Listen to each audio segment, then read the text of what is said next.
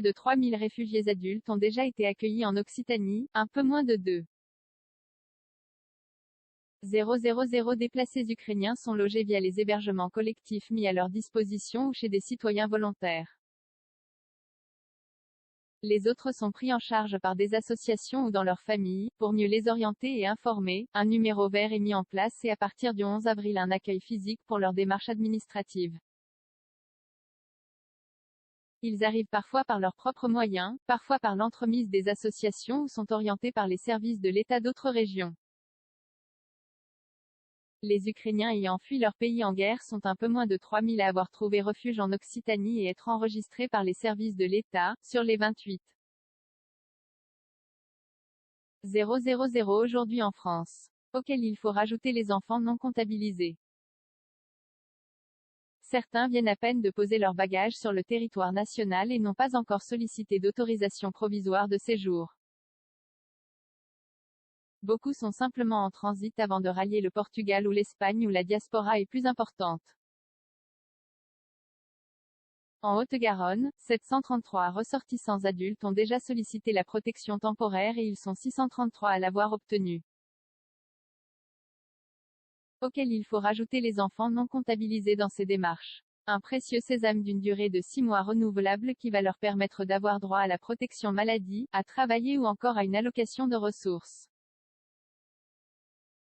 Mais aussi à pouvoir inscrire les enfants à l'école. Ainsi, 118 élèves ukrainiens ont rejoint les établissements scolaires de la Haute-Garonne.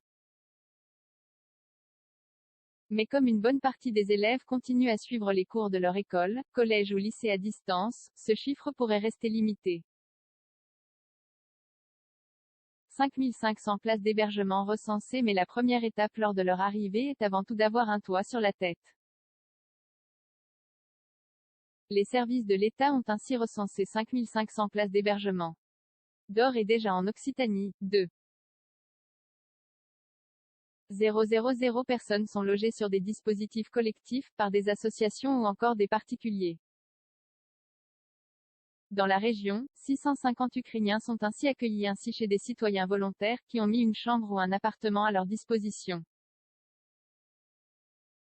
Si certains arrivent directement chez un proche ou par leurs propres moyens, d'autres passent par les accueils temporaires de 24 à 48 heures qui ont été mis en place.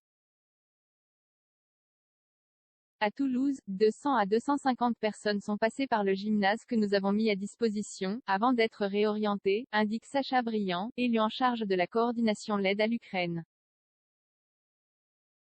Après ce premier site, certains ont pu se rendre dans un ancien couvent du Busca ou au sein de l'ancien CEAT de la Roseraie, reconverti en logement collectif.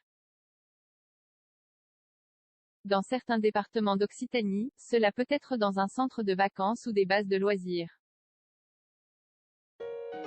Pour les cas spécifiques des mineurs non accompagnés,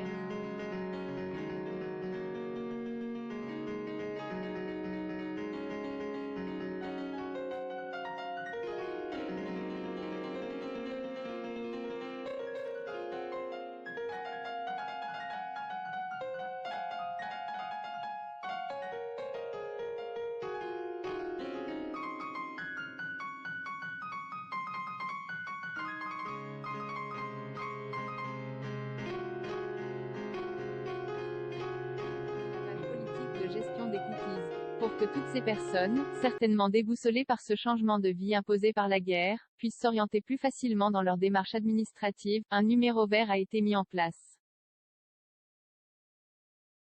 Depuis le 25 mars, 5 écoutants parlant soit l'ukrainien soit l'anglais répondent au 05. 34 245 245 à toutes les questions sur l'hébergement, la santé ou encore la scolarité. Et pour compléter, un accueil physique va être mis en place à compter du 11 avril, rue des Salanques à Toulouse.